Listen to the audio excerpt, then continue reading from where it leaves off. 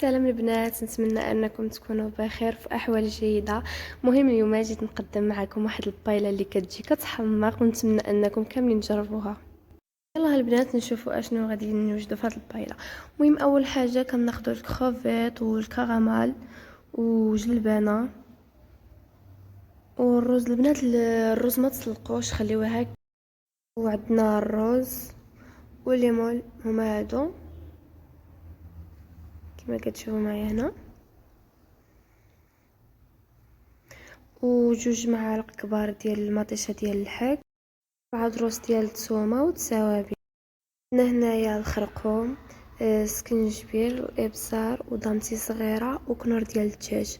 المهم تما معلقه صغيره ولا بغوش ديال الدجاج. هنايا واحد كاس صغير ديال زيت المائده وزيت البلديه، غادي نجمعهم بجوج وقزبر ومعدنوس غادي نقطعوهم، وفلفله اللي متواجده عندكم، يا اما خضراء يا اما داك خضراء وحمراء وصفراء.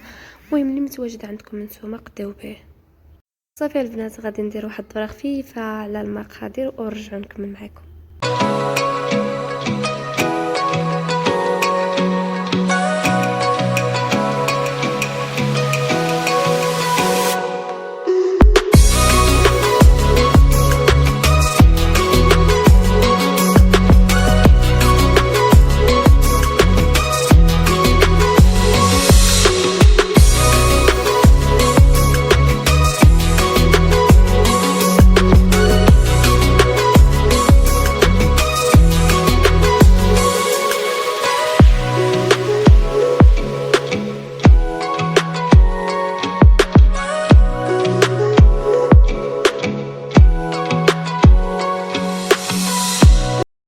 صافي البنات، حكينا الثومه والملح درناها والخرقوم والابزار والسكنجبير وداك دامتي الصغيره وكنور.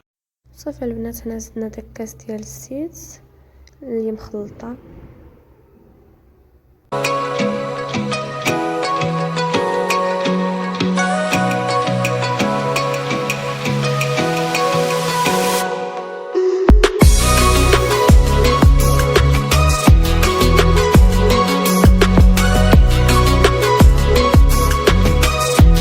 صافي البنات، من بعد ما قشرنا الكروفيت لحناه غير النص، يعني غير ديك الكميه اللي غنستعملو هنايا غادي نخليوه النص. من بعد غادي نحتاجو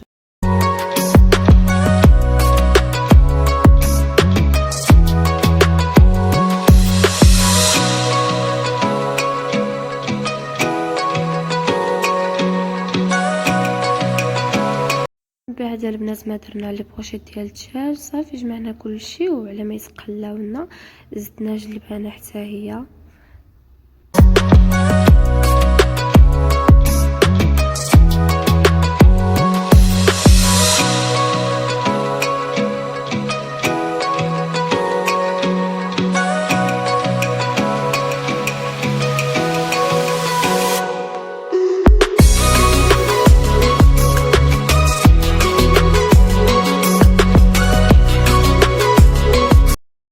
البنات كما شفتوا لحت كنور.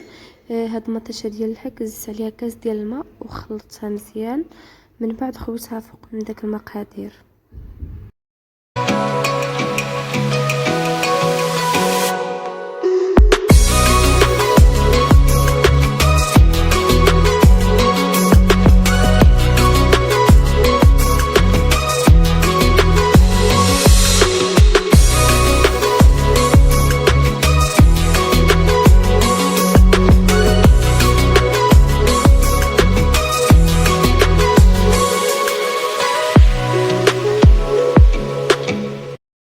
وهنايا البنات كما شفتوا معايا خويت غرف ديال الماء.